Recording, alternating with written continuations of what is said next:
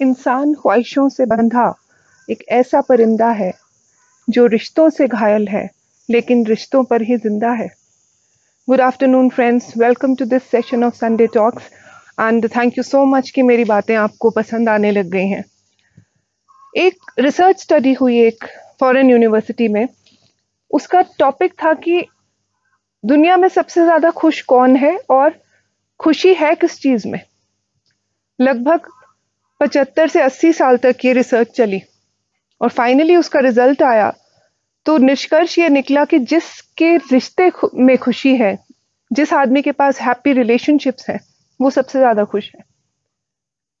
पर क्या हम अहमियत देते हैं रिश्तों को? अब तो बात ये हो गई है कि कुछ रिश्तों के मतलब हैं और कुछ मतलब के रिश्ते हैं। किसी टाइम पर लोग इमोशनल हुआ करते थे तो वो रिश्ते निभाते थे, फिर वो प्रैक्टिकल हुए तो उन्होंने रिश्तों से फायदा उठाना शुरू किया। अब वो प्रोफेशनल हो गए हैं, रिश्ते रखते ही वहां हैं जहां पर कोई फायदा हो। लेकिन अगर अगर उस रिसर्च की बात माने या हमें आप सबको मालूम है कि रिश्तों में अगर खुशी नहीं है, अगर तनाव है, कॉन्फ्लिक्ट्स हैं, तो जिंदगी में खुशी आएगी कैसे? आप सोचिए कि आप कोई बड़ा सा मकान खरीदते हैं 20-25 कमरों का, लेकिन उसमें किसी के साथ भी अच्छी बात करने का मौका नहीं है, किसी के साथ बनती नहीं है, तो ऐसे बड़े मकान में खुशी मिलेगी? या फिर आप कोई मर्सिडीज या लिम्बोर्गिनी खरीदें और उसमें आपके साथ बात करने के लिए कोई ऐसा व्यक्ति ना हो जिसके साथ आप अपनी खुशी बांट सकें, सिर्फ तनाव और झगड़े वाली बातें हों, तो फिर ऐसी मर्सिडीज या लिम्बोर्गिनी का भी कोई फायदा नहीं। लेकिन यदि आपके पास खुश खुश रिश्ते हैं, एक गर्माहट वाले रिश्ते हैं, तो शायद एक बस का सफर भी आपको आनंद देगा। रिश्तों में कॉन्फ्लिक्ट आते क्यों हैं? आप देखिए कि हस्बैंड वाइफ में, पेरेंट्स और बच्चों में, भाई भाई में, फ्रेंडशिप्स में कॉन्फ्लिक्ट्स क्यों आते हैं? उसका सबसे बड़ा रीजन है हमारी ईगो। हम जब अज्यूम कर लेते हैं कि क्योंकि मैं पेरेंट हूं तो मेरे बच्चे को ये बात माननी ही चाहिए, अगर मैं हस्बैंड हूं तो मेरी वाइफ को ऐसे बिहेव करना चाहिए, मैं बड़ा भाई हूं तो मेरे छोटे भाई को ऐसा बिहेव करना चाहिए, वो चाहिए जो चीज है उसमें फिर वो अंडरस्टैंडिंग की कमी होगी। क्योंकि जब भी अनइक्वल रिलेशनशिप होगा जिसमें म्यूचुअल अंडरस्टैंडिंग और रिस्पेक्ट की कमी होगी तो उसमें वो कॉन्फ्लिक्ट जरूर आएगा। इसके साथ साथ जब ईगो का एक और एग्जांपल दूंगी, कुछ ऐसे रिश्ते होते हैं जैसे कि सास बहू का रिश्ता। बात आती है परसेप्शन की कि आप किसी की कही बात को परसीव कैसे करते हो। जैसे कि मेरी मदर फॉर एग्जाम्पल मुझे बचपन से कहती आई कि बेटा कपड़े सही से पहनो, बेटा खाना अच्छे से आना चाहिए बनाना, आपको आपका कमरा साफ क्यों नहीं रहता। क्या हमें इस बात का बुरा लगता था? नहीं, बल्कि इस बात को कई बार हम ध्यान भी नहीं देते थे या फिर मान लेते थे पर बुरा नहीं मानते थे। लेकिन सास जरा बोले कि भैया तुम्हारा कमरा थोड़ा साफ नहीं है, थोड़ा खाना ठीक बना दिया करो, क्या होगा इसका रिजल्ट? जबकि बात वही है, सारी उम्र अपने पति देव का सर खा जाऊंगी कि तुम्हारी मदर ने मुझे ऐसे कहा था। एक और एग्जाम्पल कि यदि कोई पिता अपने बेटे से कहे कि अपनी सोर्स ऑफ इनकम थोड़ी बढ़ाओ, थोड़ा सा अपना स्टैंडर्ड ऑफ लिविंग अच्छा करो, आप उसे पॉजिटिव सेंस में लेंगे। ससुर जी बोलेंगे कि थोड़ा सा बेटा इम्प्रूवमेंट होनी चाहिए, तो आप उसे अपनी ईगो पर लेंगे। बात वही, परसेप्शन दूसरी। और ईगो की वजह से जब स्पेस आती है, लोगों के बीच में डिस्टेंस आता है, तो फिर वो कम्युनिकेशन ब्रेक होते हैं।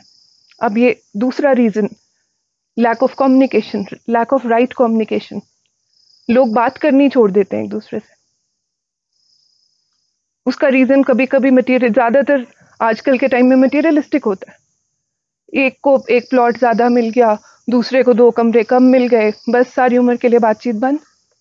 जबकि बातें हम करेंगे बहुत महान कि देखिए क्या साथ लेके आए हैं, क्या साथ लेके जाना है। इन चीजों को हम जानते मानते हुए भी इम्प्लीमेंट नहीं करते। अपने आप से पूछें कि ऐसे कितने लोग हैं आपकी लाइफ में जिनके ऊपर आप टोटली डिपेंड कर सकते हो। किसी मुसीबत के समय में या किसी बहुत खुशी के समय में किसकी याद आपको सबसे ज्यादा आती है? कितने होंगे? 3, 4, 5? अगर डबल फिगर में ऐसे लोग हैं आपके पास तो आप बहुत लकी हैं। पर अगर वो 3-4 व्यक्ति भी हैं आपकी जिंदगी में, आप कितना उनके साथ कनेक्ट करते हो?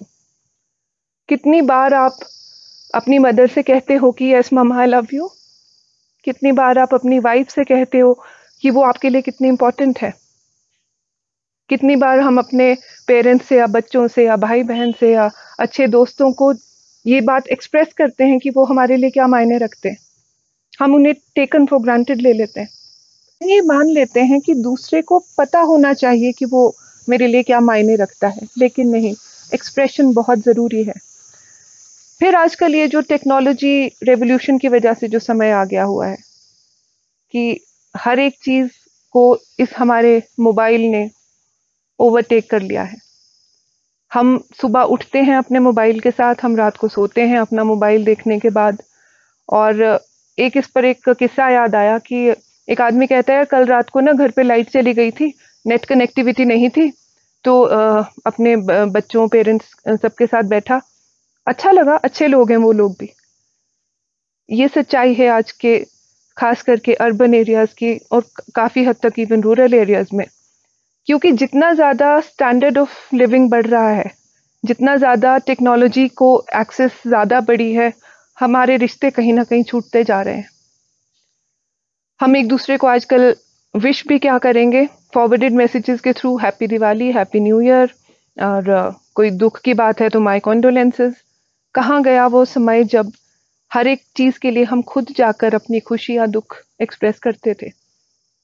मैं मानती हूँ कि आज के इस व्यस्त समय में टाइम निकालना मुश्किल है, पर अगर कद्र है आपको अपने रिलेशनशिप्स की, अगर आप मानते हो इस चीज़ को कि असली खुशी उस ब्यूटी ऑफ रिलेशनशिप्स में है, तो आप वो वक्त ज़रूर निकालेंगे। क्योंकि कहते हैं कि if you want to do something you will find a way, if not you will find an excuse. और हम ज़्यादातर एक्सक्यूजेस में रहते हैं। हम किसी की अच्छाइयों को याद करते हैं उसके जाने के बाद। एक छोटा सा एनेक्डोट है। एक बार एक हस्बैंड वाइफ थे, बहुत ज़्यादा उनमें कॉन्फ्लिक्ट रहता था, झगड़ा रहता था, और एक दूसरे से उन्हें प्यार था, लेकिन उनके जो डिफरेंस ऑफ ओपिनियन की वजह से उनमें आपस में डिस्टेंस इतना बढ़ गया था कि वो हर हर वक्त झगड़ते रहते थे। तो एक दिन वाइफ को सोचती है कि आज तो मेरा बर्थडे है, देखती हूँ कि हस्बैंड आता है कि उसे याद है कि नहीं। हस्बैंड आता है, उसके हाथ में एक फ्लावर्स का बुके होता है और वो उसे बड़े अच्छे से विश करता है। और वो दोनों आपस में एक दूसरे के साथ डिस्कस करते हैं कि कहाँ हम लोग गलत हो गए। हस्बैंड वॉशरूम जाता है और तभी वाइफ को एक फ़ोन आता है।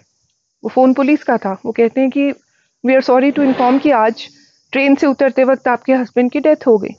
और वो एकदम हैरान हो जाती है कि अभी अभी तो मेरे हस्बैंड मुझे मिले, और उससे लगता है कि शायद वो उनकी सोल थी जो उनसे लास्ट टाइम मिलने आई थी। और वो उस वक्त रियलाइज करती है कि कहाँ उसने उस रिश्ते को छूट जाने दिया। कितनी ऐसी बातें थी जो वो लोग कर सकते थे, खुश रह सकते थे, जिंदगी कितनी खूबसूरत हो सकती थी, लेकिन उसे रियलाइज होती है अपनी गलती। तभी हस्बैंड वॉशरूम से बाहर आता है और वाइफ से कहता है कि अरे सॉरी, मैं बताना भूल गया, आज मेरा किसी ने पर्स मार लिया था। तो सिर्फ ये बताने के लिए एग्जाम्पल दिया था कि किसी के रहते हुए उसकी कदर करना सीखें। अंत में ये कहूंगी कि खटखटाते रहिए दरवाजे एक दूसरे के मन के, मुलाकातें ना सही, आहटें आती रहनी चाहिए।